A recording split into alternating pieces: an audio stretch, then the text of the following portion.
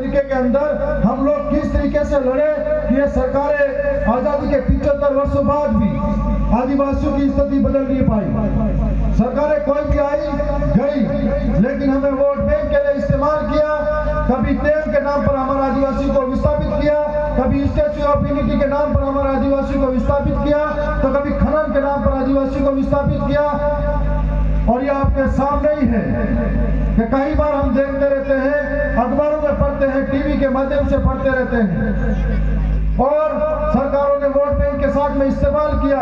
हमको धीरे धीरे हाशिए की ओर धकेला।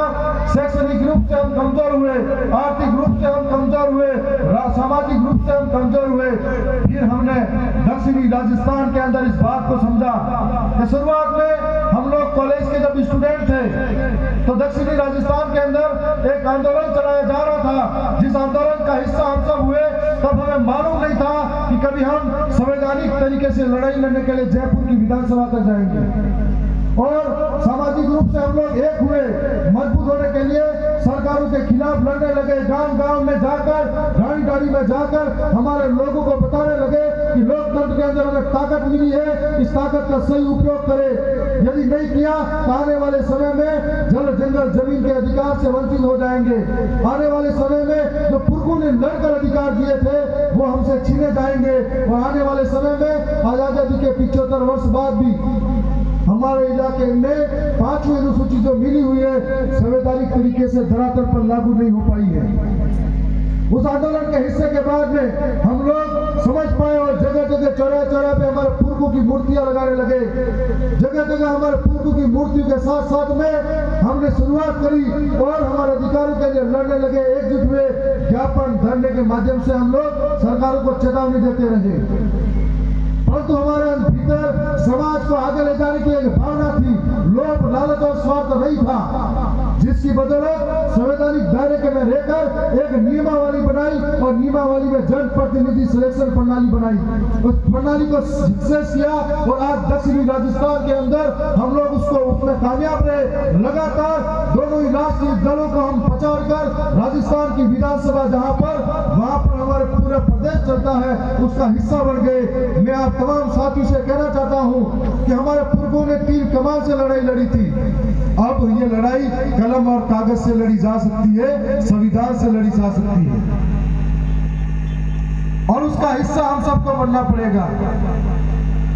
आज कई समय हो गए, लेकिन हमारे यहाँ पर शिक्षा व्यवस्था का सुधार नहीं हुआ।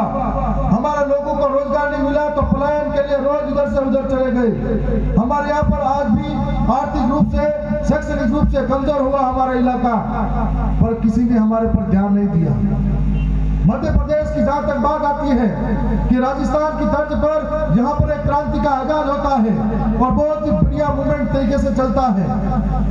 मैं ये बताना चाहूंगा, यहाँ पर बहुत सारे अलग अलग इलाके के जनप्रतिनिधि मौजूद हैं जो समाज के भीतर क्रांति का रूप लेकर जाते हैं कि हमें आने वाले समय में एकजुट होकर मध्य प्रदेश में भी संवैधानिक लड़ाई लड़नी पड़ेगी। यदि नहीं लड़ पाए तो हमारे पुरखों का जो अधूरे सपने थे, आपके यहाँ पर दिलीप सिंह भूरिया नाम के व्यक्ति थे जिन्होंने भी ये मांग करी थी, उनके अधूरे सपनों को भी पूरा नहीं कर पाएंगे।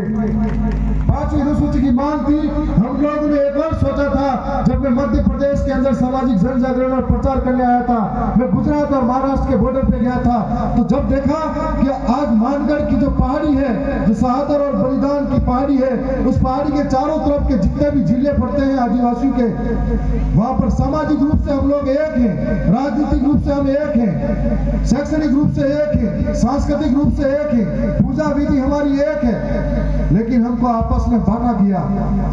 और ये हमारा पुरखों का सपना था बिल टेरिटरी बनाने का।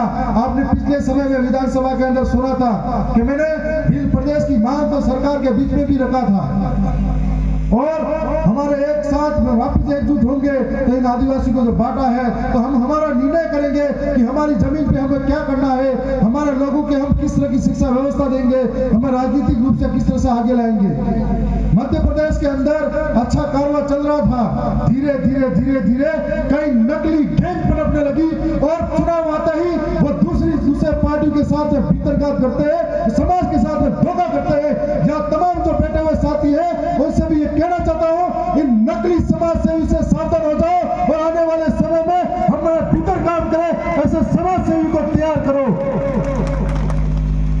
मैं ये चाहूंगा कि चुनाव आते वक्त में हम लोगों को जरूरत पड़ती है कि जब जब हमारे साथ अत्याचार होता है, अन्याय होता है, उस वक्त हम लोग सरकारों के सामने ज्ञापन देते हैं, धरना प्रदर्शन करते हैं। लेकिन आपको कहना चाहूंगा, यदि 1 लाख लोगों को आप किसी जिला मुख्यालय पर इकट्ठा करोगे, उससे बेहतर एक व्यक्ति को आप राजस्थान और मध्य प्रदेश की सदन में भेजोगे, उसके बराबर आपकी आवाज पहुंचेगी। और उस व्यवस्था के लिए यहाँ पर मैंने देखा जगह जगह अलग अलग रूप से कोई राष्ट्रीय संयोजक बना पड़ा है, कोई फलाना ढिमका बना हुआ है, अपनी अपनी संगठन और अपनी अपनी टीम बना के चल रहा है। आखिर कब तक चलेगा? आदिवासी परिवार ने जाजम की व्यवस्था बनाई, उस जाजम की व्यवस्था में सब एक साथ बराबर नजर आए और आदिवासी परिवार की व्यवस्था के माध्यम से राजस्थान के अंदर चाहे वो सरपंच हो, चाहे विधायक हो या सांसद हो, इस आदिवासी परिवार की व्यवस्था के माध्यम से चलते हैं। और आज उस व्यवस्था के साथ में ये व्यवस्था है कि कमल और कांग्रेस के लोगों द्वारा जन प्रतिनिधि सिलेक्शन प्रणाली नहीं है, लेकिन हमारे अंदर है। यहाँ पर भी आने वाले समय में चाहे कोई भी चुनाव हो, जन प्रतिनिधि सिलेक्शन प्रणाली यदि अपनाने लग गए और उसमें कामयाब हुए, तो आने वाले समय में आप लोग भी सदन तक पहुंचोगे और अपने लोगों की आवाज पहुंचा पाओगे। मैं ये भी कहना चाहूंगा कि हमें सब मालूम है कि हमारी स्थिति क्या है, हमारे समाज की स्थिति क्या है, लेकिन हमें ये मालूम नहीं है कि लड़ना किस तरीके से है और लड़ाई कब लड़नी है। आज राजस्थान के अंदर बीसीसी के माध्यम से हमने जिला एकीकरण समिति बनाई हुई है, हमने बीसीसी के माध्यम से ब्लॉक एकीकरण समिति बनाई है, अब गांव की ग्राम एकीकरण समिति को तैयारी करवा रहे हैं और 3 बार मीटिंग तय होगी। क्या आप लोग करोगे या सोशल मीडिया पे ही हम सब कर लेंगे? मैं एक और बात कहना चाहूंगा कि आदिवासी समाज के अंदर जितने पार्टियां, जितने झंडों में बटोगे उतने ही कटोगे और जितने एकजुट होंगे उतने ही शक्तिशाली बनेंगे। हमने इतने दिन बहुत बार दूसरों के झोली झंडे तोड़े, हमने बहुत बार दूसरों के पार्टी के गुण गाए, लेकिन हमने अपना खुद का घर तैयार कर दिया। जब लोग ये कहते थे आदिवासी न वोट बैंक की समझ रखता है, न लोकतंत्र की समझ रखता है, वही आदिवासी अब इतना कामयाब हो गया कि खुद का घर बनाया, जो भारत आदिवासी पार्टी के नाम से प्रसिद्ध हो गया। तो आओ मिलकर एकजुट हो और इस लड़ाई को आगे बढ़ाए, क्योंकि हमारी लड़ाई जो जुल्म के खिलाफ है।